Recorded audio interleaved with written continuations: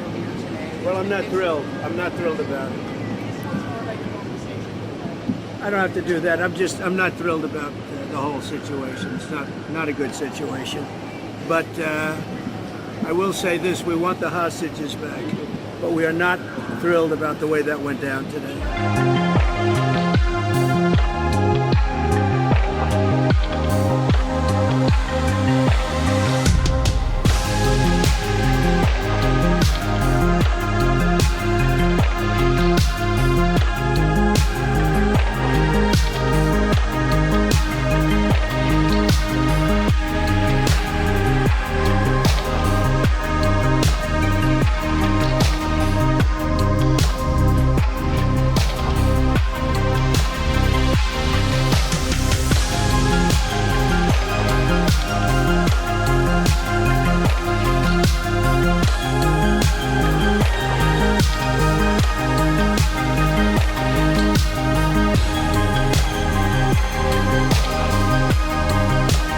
This morning, the Trump administration was notified by the United States military that as Israel was attacking Hamas, which very unfortunately was located in a section of Doha, the capital of Qatar.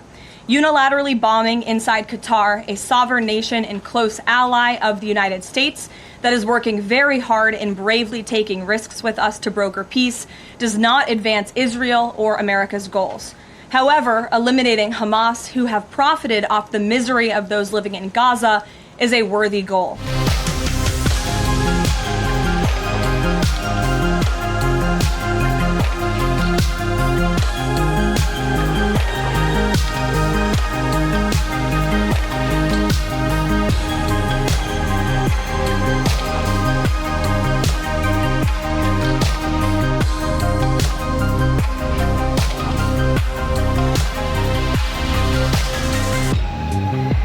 Let's get back to our top story as well on this event in the Middle East, Israel striking Hamas, but inside Qatar, and how that might change things on the ground. We've heard comments from Donald Trump earlier this morning. He says he's not happy. Nathan Daschle joins us now. He's a Democrat lobbyist and CEO of the DB3 by Daschle Group. Nathan, thanks so much for your time. We've spoken a lot about how there is a changing relationship between Trump and Netanyahu. Look, his comments, he said he's not happy. He's also said he's been not happy with Putin before. So do you read anything between the lines here? Yes, absolutely. I think that support in the United States for Israel is declining pretty rapidly. 1 month ago, there was a poll on American support for Israel's military activities in Gaza. 60% of Americans disapproved, only 30% approved. That was a month ago. And Donald Trump has been one of the strongest supporters of Israel. For him to be disappointed, and honestly, for them to not even tell him about this ahead of time was, I think it was a horrible political move and a horrible diplomatic move between the two countries. But if he had been told, and let's just play devil's advocate here for a moment, Nathan, if you will, if the US had been told, if the White House and Trump had been given a heads up, I mean, doesn't that put them in a more precarious position between two US allies in the Middle East? Yes, it does, definitely, unless Donald Trump had the opportunity to dissuade them from launching this attack. Because, Donald Trump talked to Qatar today and said that the United States will support them. So by not involving the United States, Israel in some ways actually reinforced the US-Qatari relationship. Indeed. But what changes? This is a really interesting point to mull over, I think, as well.